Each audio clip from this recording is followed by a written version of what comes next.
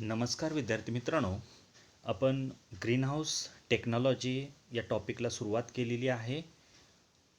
यामध्ये आत्तापर्यंत आपण ग्रीनहाऊस टेक्नॉलॉजीचा कन्सेप्ट बघितला, त्यानंतर ग्रीनहाऊसचे टाईप्स बघितले, त्यानंतर इम्पॉर्टन्स बघितलं ग्रीनहाऊस टेक्नॉलॉजीचं, त्यानंतर स्कोप ऑफ ग्रीनहाऊस टेक्नॉलॉजी. इथंपर्यंतचा भाग आपण पाठीमागच्या लेक्चरला बघितलेला आहे. आज आपण ग्रीनहाऊस टेक्नॉलॉजीमधला पुढच्या भागाला सुरुवात करणार आहे. Selection of site for greenhouse. म्हणजे ग्रीनहाऊस आपण करणार आहे, तर ग्रीनहाऊससाठी कोणतं साईट सुटेबल आहे, कोणती एरिया सुटेबल आहे, कोणत्या एरियामध्ये ग्रीनहाऊस आपण उभारू शकतो, ग्रीनहाऊससाठी कोणता एरिया चांगला आपण बघणार आहे. पहिला point, any type of land could be used for ग्रीनहाऊसेस. ग्रीनहाऊससाठी कोणत्याही प्रकारची जमीन चालू शकते. स्पेशली ही जमीन पाहिजे असं काही नाही, कोणत्या पण जमिनीमध्ये ग्रीनहाऊस आपण उभारू शकतो. The site should be away from industrial area to avoid pollution. जे आपण ग्रीनहाऊस उभा करणार आहे त्या ग्रीनहाऊसपासून इंडस्ट्रियल एरिया, ज्यामुळं पोल्युशन होतं, प्रदूषण होतं, जिथं त्यापासून तुमचा ग्रीनहाऊसचा एरिया हा लांब असावा. म्हणजे त्यामुळे ग्रीनहाऊसच्या एरियामध्ये पोल्युशन होणार नाही. शेड ऑफ बिल्डिंग और trees around greenhouse is also harmful. Greenhouse तुम्ही स्ट्रक्चर उभा केले आणि त्याच्याजवळ कुठे मोठी बिल्डिंग आहे किंवा मोठे झाडे आहेत, वृक्ष आहेत मोठे, मग अशा वेळेला त्याचा जोराची वादळं वगैरे झाली तर ते ग्रीनहाऊसवरती पडू शकतात. मोठी बिल्डिंग असेल तर त्याचाही इम्पॅक्ट त्या ग्रीनहाऊसवरती होतो. त्यामुळं मोठी बिल्डिंग आणि झाडं ग्रीनहाऊसच्या जवळ असू नयेत. The site should be high level from ground. ते जास्त करून उंचीवरती ठिकाण निवडावं ग्रीनहाऊस, कारण का जर आपण डबऱ्यात निवडलं तर वॉटर लॉगिंग कंडिशन, पाणी मोठा पाऊस झाला तर पाणी मोठ्या प्रमाणात त्या ठिकाणी येऊ शकतं आणि पाणी त्यामध्ये घुसू शकतं, नुकसान होऊ शकतं. म्हणून the site should be high level from the ground. Site should be near city market. तुमची जे लोकेशन आहे ग्रीनहाऊस उभा करण्याचं ते सिटी मार्केट जवळ असावं. म्हणजे तुम्ही जे तयार केलेलं मटेरियल आहे ते कमी कालावधीमध्ये आपण मार्केटमध्ये पोचवू शकतो आणि त्याचा बेनिफिट आपल्याला मिळू शकतो. Sufficient water supply, labour availability, electric supply are the other factors of prime importance. Sufficient, मुबलक प्रमाणात पाणी पाहिजे त्या ठिकाणी. ग्रीनहाऊस उभा करताय, पाण्याची उपलब्धता पाहिजे. लेबर, मनुष्यबळ आपल्याकडे उपलब्ध पाहिजे. ग्रीनहाऊस आहे उभा केलं आणि समजा मनुष्यबळ लांबून आणावं लागतंय, त्याचा खर्च, कॉस्ट आपली वाढू शकते. वॉटर सप्लाय पण आपल्या जवळ पाहिजे, म्हणजे पाणी मुबलक प्रमाणात आपल्याला उपलब्ध होईल. Electric supply are most important. त्याचबरोबर विद्युत पुरवठा पण त्या भागामध्ये व्यवस्थित पाहिजे. या सगळ्या गोष्टी असेल तर त्या ठिकाणी आपण ग्रीनहाऊस चांगल्या पद्धतीचं उभा करू शकतो. याच्यामध्ये सिलेक्शन ऑफ साईटमध्ये एनी टाईप ऑफ लँडमध्ये आपण ते ग्रीनहाऊस उभा करू शकतो. Away from industrial area to avoid pollution. Shade of building, त्या बिल्डिंगची सावली किंवा झाडे मोठ्या प्रमाणात त्या ग्रीनहाऊसच्या सभोवताली असू नयेत. Site should be high level from the ground. Site should be near a city market. Sufficient water supply, labour availability, electric supply are the other factors of prime importance. हे आपण selection of site for greenhouse या मुद्द्यामध्ये ही सर्व माहिती आपल्याला 2 मार्कासाठी किंवा 3 मार्कासाठी short नोटसाठी आपण लिहू शकतो. Selection of site for greenhouse. त्यानंतर फ्रेम डिझाईन आपल्याला बघायचं आहे. ग्रीनहाऊससाठी जे डिझाईन पाहिजे, कोणत्या प्रकारचं डिझाईन ग्रीनहाऊसचं असावं बघा. GI pipes or steel angles are used to make frame. Galvanize pipes असतील किंवा स्टील अँगल, आपण स्टीलचे फ्रेम वापरू शकतो, अँगल्स वापरू शकतो ग्रीनहाऊस तयार करण्यासाठी, म्हणजे स्ट्रक्चर उभा करण्यासाठी. Frame should be a light in weight. जे फ्रेम उभा करावं लागणार आहे, स्ट्रक्चर उभा करावं लागणार आहे, ते वजनानं कमी असावं, हलकं असावं. यूज इझिली अवेलेबल मटेरियल, आणि ते लगेच उपलब्ध होणारं असावं. इझिली अवेलेबल मटेरियल असावं ते. नाहीतर आपल्याला ग्रीनहाऊस उभा करायचं आहे तर ग्रीनहाऊसचं जे मटेरियल आहे ते इथं जवळ आपल्या मार्केटमध्ये उपलब्ध होणारं असावं. दुरून ते आणावं लागणार, लांबून आणावं. लांबून आणण्याचा कॉस्ट त्या ठिकाणी जास्त राहतो. Frame should be even from all side. जे फ्रेम वापरणार आहे ती फ्रेम त्याचं स्ट्रक्चर समान असावं, एक समान असावं. एक बाजू उंच एक बाजू उतरती अशी असू नये. Slope of roof should be such that water not fall on crop or stagnate on roof. Slope of roof म्हणजे वरचा जो छताचा स्लोप आहे तो कसा असावा. Slope of roof should be such that water not fall on the crop, water not fall on the crop or stagnate on roof. म्हणजे जे पाणी आहे ते पाणी क्रॉपवरती पडलं नाही पाहिजे किंवा स्टॅग्नेट झालं नाही पाहिजे, ते साठून राहिलं नाही पाहिजे छतावरती. अशा प्रकारचा स्लोप ऑफ रूफ असावा. It should be easy to change cladding material. वरचं जे आवरण आहे, आपण पॉलिहाऊससाठी जे वरचं आवरण वापरतो ते क्लॅडिंग मटेरियल आहे ते आपल्याला इझिली चेंज करता यावं. इझिली चेंज करता यावं म्हणजे समजा फाटला असेल, खराब झाला असेल, पॉलिहाऊस पॉलिथिन पेपरवरचा खराब झाला, शेडनेटवरचं खराब झालं तर ते इझिली चेंज करता येण्यासारखं असावं. There should be a sufficient ventilation. जे आपण फ्रेम डिझाईन बनवतो त्यामध्ये व्हेंटिलेशन चांगल्या प्रकारचं राहावं.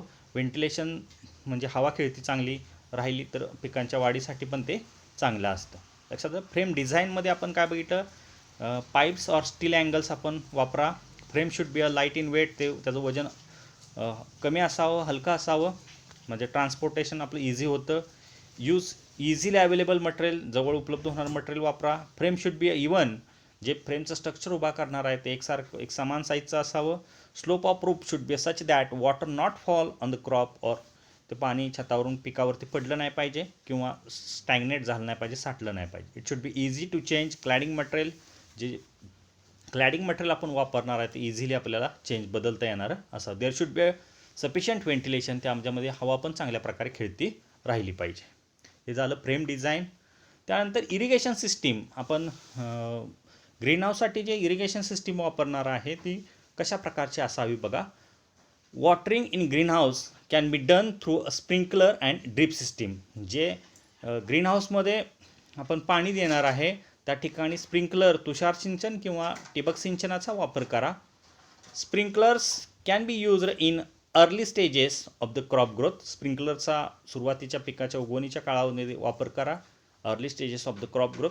Drip irrigation can be used in almost all stages of the crop growth. आणि ड्रीप इरिगेशनचा आपण वापर कोणत्याही स्टेजेसला करू शकतो. पिकाच्या लागणीपासून काढणीपर्यंत कोणत्याही स्टेजला ड्रीप इरिगेशन आपण वापरू शकतो.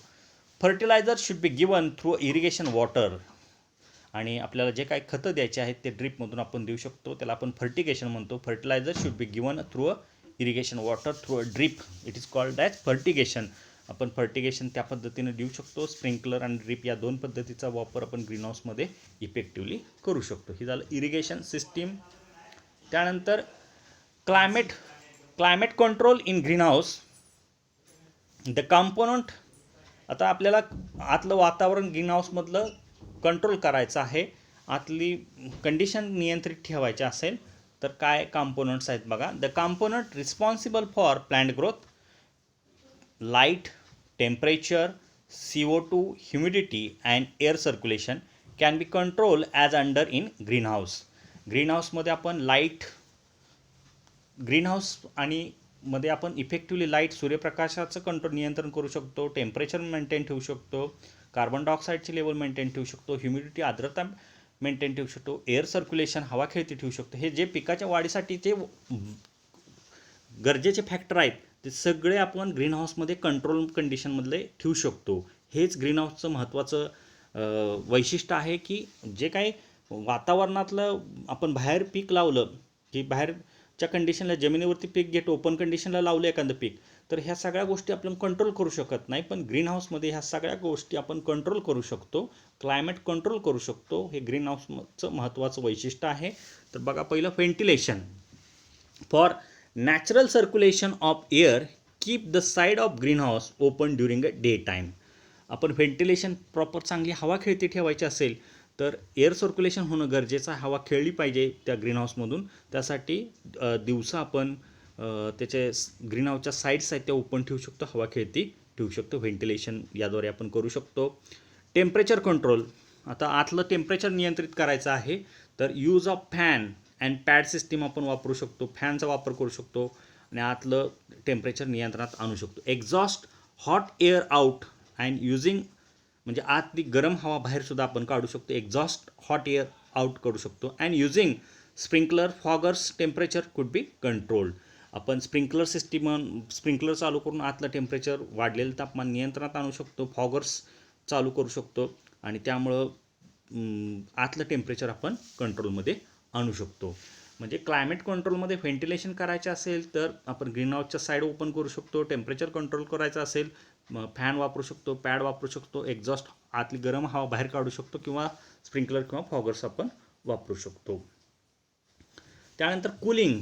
आता टेम्परेचरमध्ये 2 प्रकार आपल्याला बघायचे आहेत. कूलिंग थंड वातावरण असेल ठेवायचं असेल तर काय करायचं, हिटिंग करायचं असेल तर काय करायचं. Cooling of green house is necessary Wien the outside temperature goes beyond 30 degree Celsius. ज्यावेळेला बाहेरचं तापमान 30 डिग्री सेल्सिअसपेक्षा जास्त राहतं, मग अशा वेळेला आतलं ग्रीन हाऊसमधलं तापमान आपल्याला कमी करावं लागतं, कूलिंग करावं लागतं, मेंटेन ठेवावं लागतं. मग अशा वेळेला depending upon cladding material and the ventilation inside temperature remain 8 to 10 degree Celsius higher than the outside temperature. Cladding material आणि व्हेंटिलेशनचा आपण यूज करून 8 ते 10 डिग्री हायर टेम्परेचर आपण आउटसाईडपेक्षा ठेवू शकतो. कूलिंग करू शकतो आहे. कूलिंग ऑफ ग्रीन हाऊस करू शकतो. हिटिंग. त्यानंतर हिटिंग करायचं. Heating is required in place where the winter temperature is very low.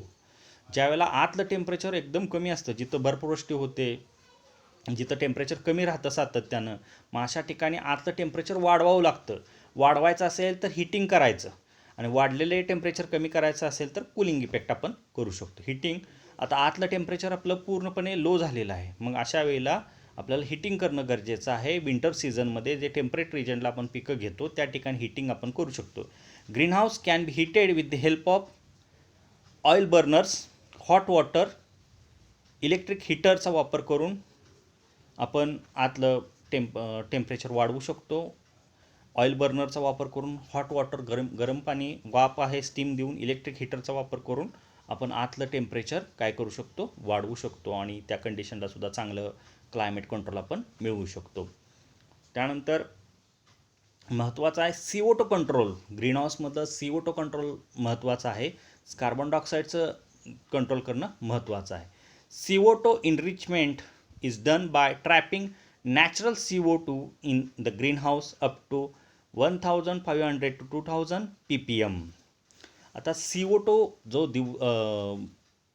Green हाऊसमध्ये आपण कार्बन डायऑक्साईड जो बाहेर पडतो तो काय करायचा, त्याच्या दोन्ही साईडमध्ये साठवून ठेवायचा ग्रीन हाऊसमध्ये आणि परत ड्युरिंग अ डे टाईम तो कार्बन डायऑक्साईड पिकाच्या वाढीसाठी तो उपयोगात आणू शकतं. म्हणजे कार्बन डायऑक्साईड जो बाहेर जातो तो कार्बन डायऑक्साईड नाईट आवर्सला साठवून ठेवायचा आणि परत डे टाईमला त्याच कार्बन डायऑक्साईडचा उपयोग पिकाच्या वाढीसाठी ते कार्बन डायऑक्साईड करून घेऊ शकतो. CO2 enrichment can be done only in full climate control green house. पण CO2चं कंट्रोल करायचं असेल तर फुल्ली ॲटोमॅटिक ग्रीन हाऊस म्हणजे पूर्णपणे सगळ्या बाबी नियंत्रणात असतात अशा ग्रीन हाऊसमध्येच CO2 कंट्रोल आपण करू शकतो. In naturally ventilated polyhouse side windows are closed during night. रात्रीच्या वेळेला हे CO2 आपण फुल्ली कंट्रोल ग्रीन हाऊसमध्ये करू शकतो. पण तुम्हाला नॅचरली व्हेंटिलेटेड पॉलीहाऊसमध्ये जर हे CO2 कंट्रोल करायचं असेल तर काय करायला पाहिजे. In the naturally ventilated polyhouse side windows are closed during a night. साईडच्या विंडोज पूर्णपणे संध्याकाळच्या वेळेला नाईटला क्लोज करायचा. मग अशा वेळेला काय पिकानं टाकलेला कार्बन डायऑक्साईड संध्याकाळी त्या ग्रीन हाऊसमध्ये पॉलीहाऊसमध्ये साठून जाईल आणि which increase CO2 in green house. त्याच्यामुळे CO2चं पर्सेंटेज ग्रीन हाऊसमध्ये वाढेल आणि नेक्स्ट मॉर्निंग दुसऱ्या दिवशी काय होईल, next morning this stored CO2 is utilise by the plant for photosynthesis. आणि दुसऱ्या दिवशी सकाळच्या वेळेमध्ये तो परत CO2 फोटोसिंथेसिससाठी पीक वापरेल आणि मोठ्या प्रमाणात त्या CO2चं आपण कंट्रोल करू शकतो, कार्बन डायऑक्साईडचा कंट्रोल करू शकतो. हे पण fully climate control green house असेल तर त्यामध्ये चांगल्या प्रकारे CO2चं कंट्रोल आपण करू शकतो. आपण क्लायमेट कंट्रोल फॅक्टर बघतोय आत्तापर्यंत. पहिल्यांदा बघितलं व्हेंटिलेशन कसं ठेवायचं, टेम्परेचर कंट्रोल कसं करायचं, त्यासाठी हिटिंग अँड कूलिंग इफेक्ट बघितले आपण. त्यानंतर CO2 कंट्रोल कसं करायचं हा मुद्दा आपण बघितला.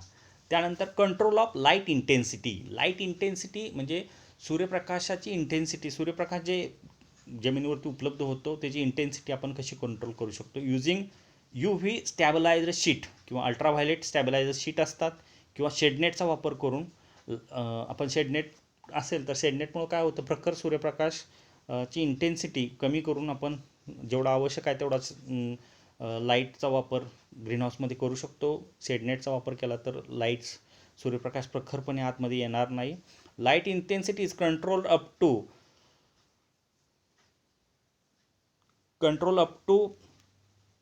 30,000 to 60,000 लक्स. आता लाईटचं युनिट आहे लक्स. लक्समध्ये लाईट इंटेन्सिटी मोजली जाते. 30,000 ते 60,000 लक्स असेल तर या दरम्यान पिकांची वाढ चांगली होते. या दरम्यान लाईट इंटेन्सिटी कंट्रोल केली जाते. आतमध्ये लाईट इंटेन्सिटी किती ठेवायची, 30,000 ते 60,000 लक्समध्ये. एवढी जर ठेवली तर पिकाची वाढ चांगली होते. मग ती लाईट इंटेन्सिटी कंट्रोल करण्यासाठी अल्ट्राव्हायलेट स्टॅबिलायझर शीट वापरल्या जातात किंवा शेडनेटचा वापर केला जातो आणि आतलं लाईट इंटेन्सिटी कंट्रोलमध्ये आणली जाते. Humidity control.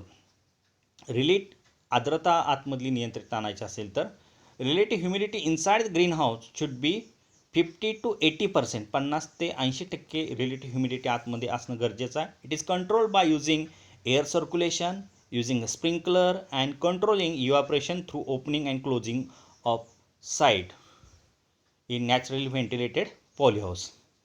Relative humidity green हाऊसमध्ये किती पाहिजे, 50 ते 80% पाहिजे. It is control.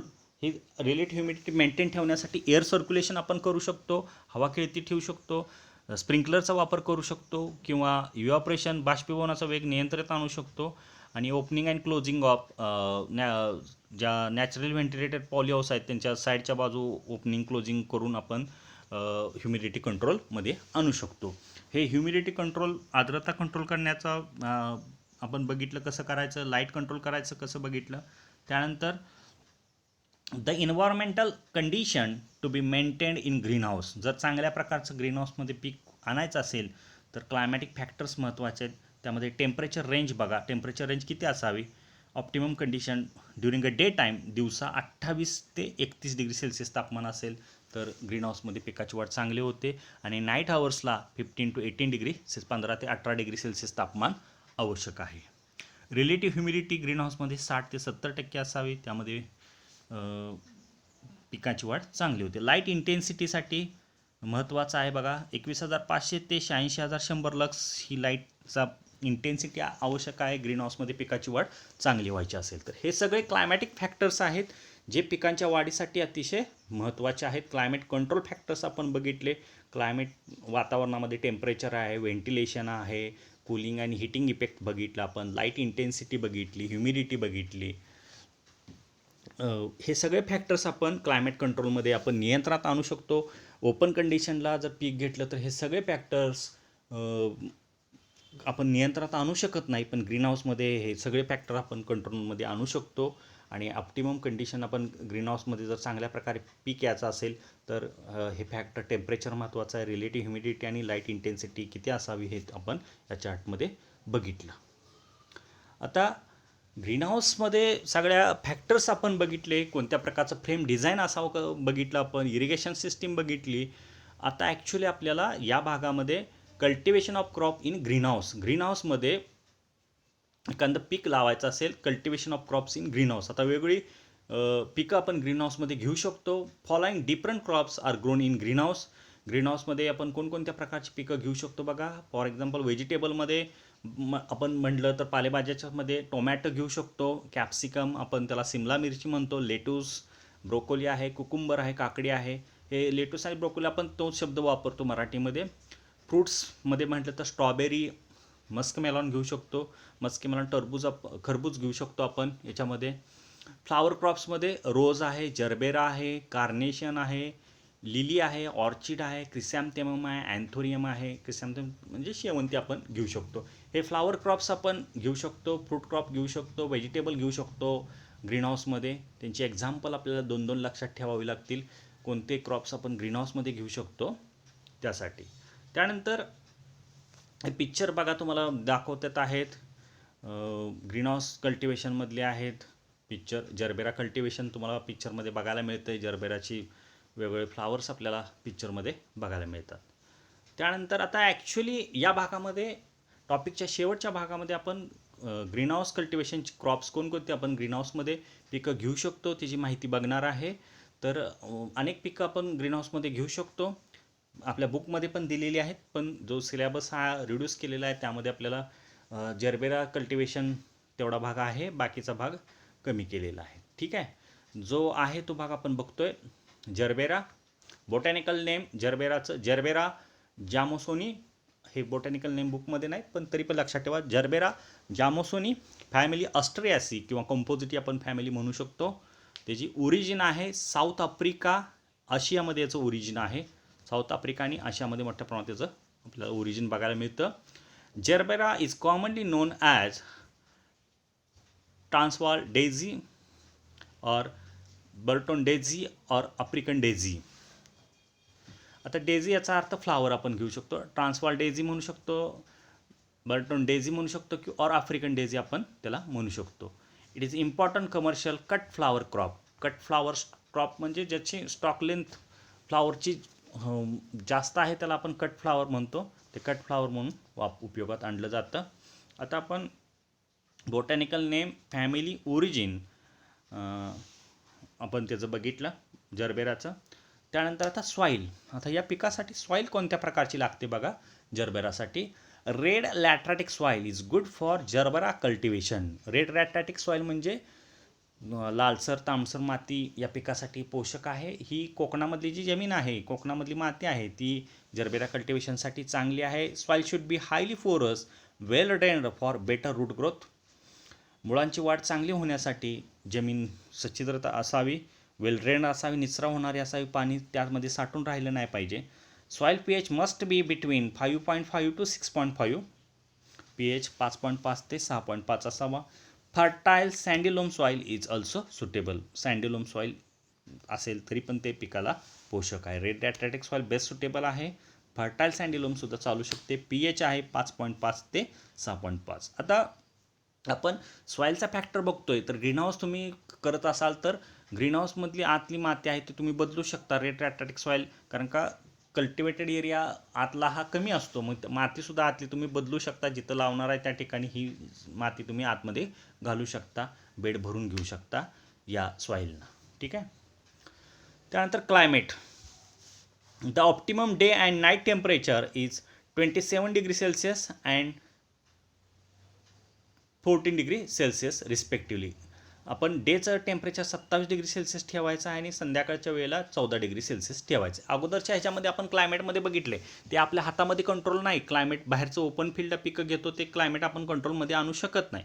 पण ग्रीनहाऊसमध्ये एखादं पीक घेत असेल तर त्यामधलं टेम्परेचर दिवसाचं आणि संध्याकाळचं दोन्हीच आपण आपल्याला जसं पाहिजे तसं आपण मेंटेन ठेवू शकतो, कंट्रोल करू शकतो. दिवसा टेम्परेचर 27 डिग्री सेल्सिअस ठेवा, नाईटला 14 डिग्री सेल्सिअस ठेवा. Bright sunshine favours the growth and quality of the flowers. चांगलं प्रखर सूर्यप्रकाश असेल तर पिकांची वाढ चांगली होते, क्वालिटी फ्लावर्स आपल्याला मिळतात. However in summer this flower needs diffuser sunlight. आणि समरमध्ये असेल तर थोडासा डिफ्युजर सनलाईट म्हणजे सूर्यप्रकाशाची तीव्रता थोडी कमी असेल तर ते पिकाला सुटेबल असतं. For flower initiation optimum temperature is 23 degree Celsius. Flower तुरा येण्यासाठी फ्लावर बाहेर पडण्यासाठी 23 डिग्री सेल्सिअस आवश्यक आहे टेम्परेचर. ह्या फॅक्टर टेम्परेचरचा क्लायमेटचा फॅक्टर लक्षात ठेवा. हे सगळा आतला म्हणजे ग्रीनहाऊसमधलं आतलं क्लायमेट आहे ते आपण फुल्ली कंट्रोल करू शकतोय क्लायमेटिक कंट्रोल ग्रीनहाऊसमध्ये. ठीक आहे. त्यानंतर प्रिपरेशन ऑफ प्लांटिंग बेड. आता आपण ग्रीनहाऊस तयार करायचं आहे. ग्रीनहाऊसमध्ये जरबेराचं कल्टिवेशन करायचं असेल तर आतमध्ये बेड बनवून घेणं गरजेचं आहे. In general gerbera is grown on raise bed. Raise bed गादी वाफ्यावरती आपण ग्रीनहाऊस कल्टिवेट करू शकतो. The dimension of the bed should be as follows. Bed height 45 centimetre. Raise बेडची उंची 45 सेंटीमीटर ठेवा. बेड विड्थ रुंदी 70 to 80 सेंटीमीटर ठेवा, 70 ते 80 सेंटीमीटर ठेवा. बिटवीन द बेड 1 फीट और 30 सेंटीमीटर. दोन बेडमध्ये अंतर 1 फीट किंवा 30 सेंटीमीटर ठेवू शकता. बेडची उंची 45 सेंटीमीटर, बेडची रुंदी 70 ते 80 सेंटीमीटर आपण ठेवू शकतो. The should be highly porous, well drained gravel sand can be added for better drainage. जे बेड आहेत ते बेड कशामध्ये भरून घ्या, वेल ड्रेन्ड निचरा होणार ग्रॅव्हल सँड आपण त्यामध्ये टाकू शकतो, म्हणजे त्यामध्ये पाणी साठून राहणार नाही. Add organic manure to improve texture structure of soil. Organic मॅटरमध्ये आपण त्यामध्ये ॲड करू शकतो माती plus organic matter plus gravel sand आपण त्यामध्ये टाकून बेड तयार करून घेऊ शकतो. प्रिपरेशन ऑफ प्लांटिंग बेड आपण बघितलं.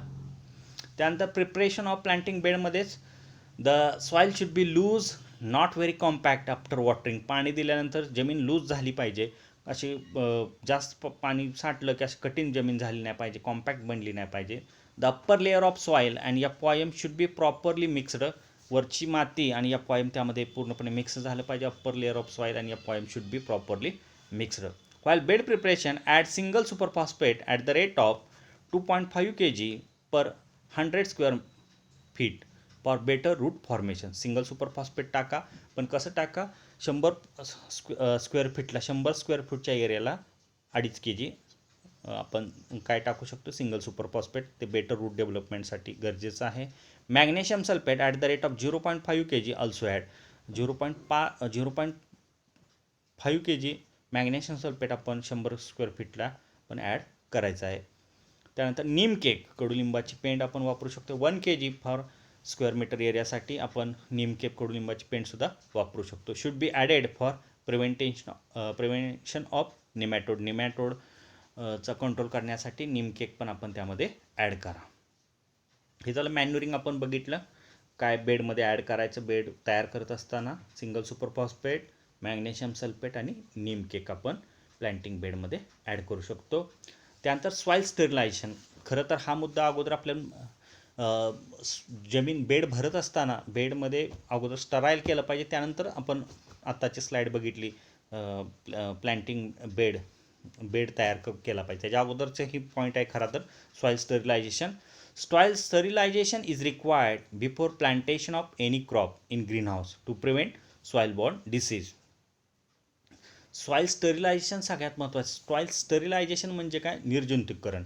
म्हणजे एखादं ऑपरेशन असेल तर डॉक्टर काय करतात, पहिल्यांदा ऑपरेशन थिएटर पूर्णपणे स्टरलाइज करतात, निर्जंतुकीकरण करतात आणि मग त्या पेशंटचं ऑपरेशन करतात. नाहीतर काय होतं आहे, समजा ऑपरेशन करायचं आहे आणि ऑपरेशनमध्ये अगोदरच मोठ्या प्रमाणात ऑपरेशन थिएटरमध्ये मोठ्या प्रमाणात जंतू आहेत, तर ऑपरेशन राहिलं बाजूलाच तर त्या जंतूमुळेच पेशंट दगावू शकतो. म्हणून त्याचं ऑपरेशन थिएटर प्रत्येक ऑपरेशनच्या अगोदर स्टरलाइज केलं जातं. मग ऑपरेशन थिएटर स्टरलाइज ज्या पद्धतीने केलं जातं तसं आपण बेडमध्ये माती भरण्यापूर्वी ती स्टरलाइज करून भरणं गरजेचं आहे. समजा त्यामध्ये बॅक्टेरिया असतील, फंगस असतील तर ते पिकावरती मोठ्या प्रमाणात अटॅक करू शकतात आणि आपलं नुकसान करू शकतात. म्हणून soil sterilization is required before plantation of any crop in green house to prevent soil borne disease. त्यामध्ये सॉईल बॉर्न डिसीज होऊ नयेत, सॉईलपासून उद्भवणारे डिसीज होऊ नयेत, म्हणून स्टरिलाइज करणं गरजेचं आहे. There are 3 main soil sterilization method available.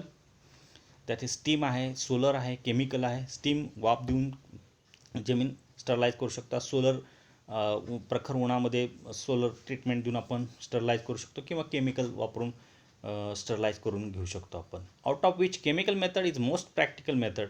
आणि त्यामधली केमिकल मेथड जास्त करून वापरली जाते. प्रॅक्टिकल आहे chemical method.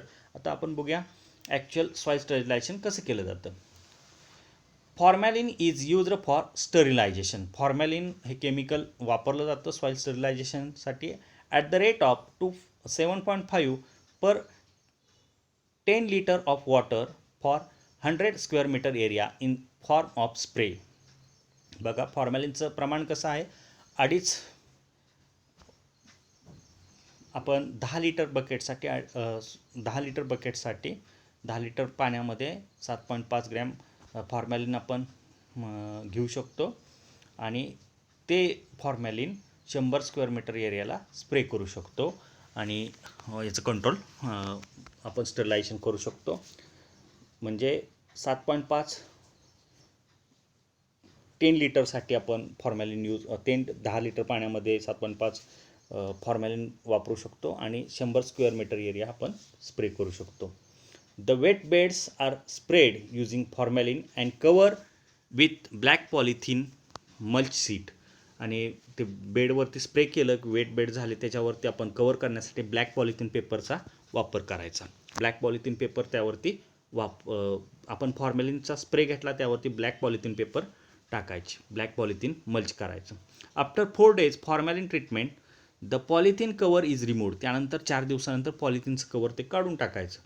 The beds are raked to remove the formalin fumes completely. आता याच्यामध्ये 4 दिवसानंतर फॉर्मॅलिन ट्रीटमेंट झाल्यानंतर पॉलिथिनचं कवरवरचं काढून टाकायचं आणि polythene cover is removed. The beds are raked. Raked म्हणजे काय, ती जमीन थोडीशी काय करायची, लूज करायची. द बेड्स आर रॅक्ड आणि लूज केली की त्यामधून रिमूव्ह फॉर्मॅलिन फ्युम्स, फॉर्मॅलिनच्या वाफा त्यामधून कम्प्लिटली पास होतील. Formalin treatment can be repeated after 3 crop cycle. 3 पिकं घेतली की मग फॉर्मॅलिनची ट्रीटमेंट परत त्या जमिनीमध्ये तुम्ही करू शकता. फॉर्मॅलिन फ्युम्स पास झाल्यानंतर मग आपण ती जमीन त्यासाठी रॅक्ड करणं गरजेचं आहे. रॅक्ड म्हणजे पोरस करणं, माती मोकळी करणं गरजेचं आहे. आपण सॉईल स्टरिलायझेशन बघितलं, फॉर्मॅलिनचा उपयोग करून केमिकल मेथडनं आपण सॉईल स्टरिलायझेशन कसं करू शकतो, आणि फॉर्मॅलिनची ट्रीटमेंट आपण 3 पिकाच्या सायकलनंतर एक वेळ सॉईल स्टरिलायझेशन फॉर्मॅलिन वापरू शकतो.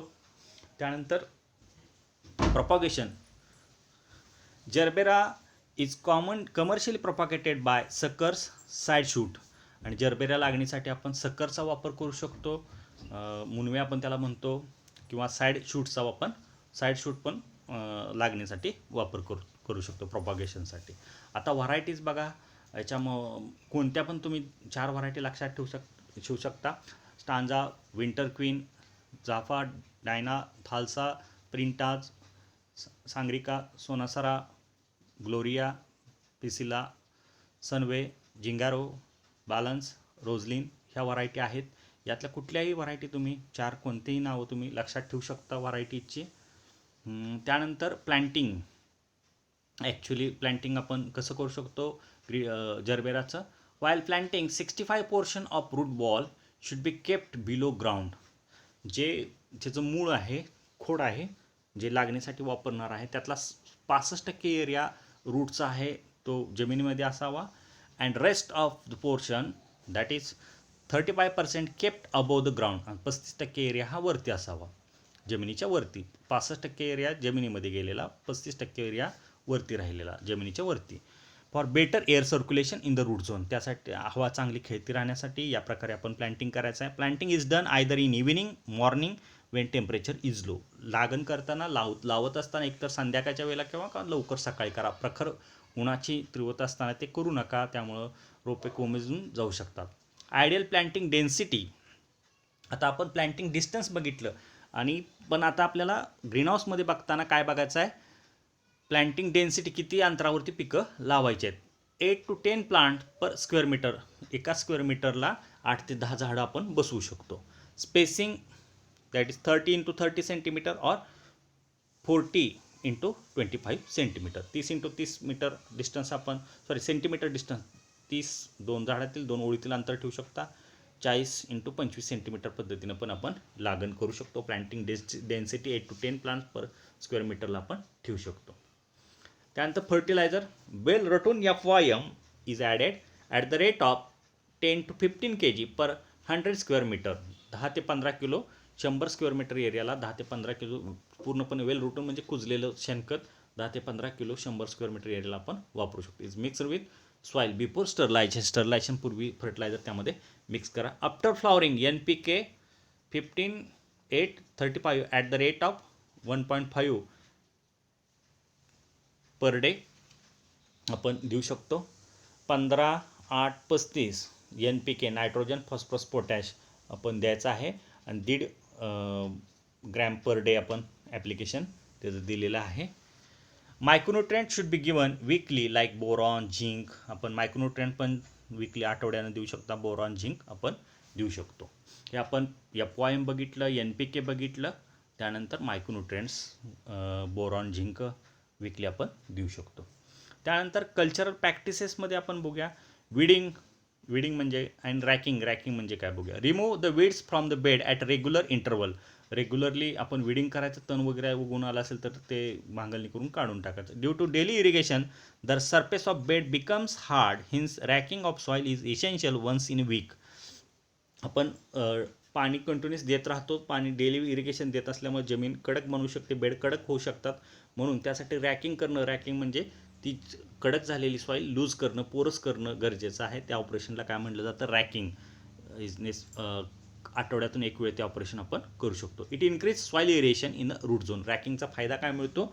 तर सॉईल एरिएशन मोठ्या प्रमाणात होतं, हवा खेळती चांगली राहते, मुळांची वाढ चांगली होते. आता डिसबडिंग म्हणजे काय बघा. डिस म्हणजे आपण खेळताना म्हणतो डिस केलं. डिस म्हणजे काय? काढून टाकणं. बड म्हणजे आलेलं बड आहेत ते काढून टाकणं, त्याला डिसबडिंग म्हणतात. Removal of inferior quality flowers at the initial bud stage after plantation is called disbudding. Removal of inferior quality, खराब क्वालिटीचे फ्लावर जे लवकर उगून आलेले आहेत, लवकर फुटलेले बड आहेत, डोळे आहेत, ते काढून टाकले जातात. त्या ऑपरेशनला डिसबडिंग म्हटलं जातं. The normal production of flower start after 75 to 90 days from plantation. लावल्यानंतर 75 ते 90 दिवसानंतर त्याला फ्लावर यायला सुरुवात होते. But production of flower start 45 days after plantation which is inferior in quality. 45 दिवसातच काही फ्लावर बाहेर पडतात, ते इन्फिरियर क्वालिटीचे असतात, ते काढून टाकले जातात. 75 ते 90 दिवसात जे आपल्याला फ्लावर मिळतात ते चांगल्या क्वालिटीचे असतात.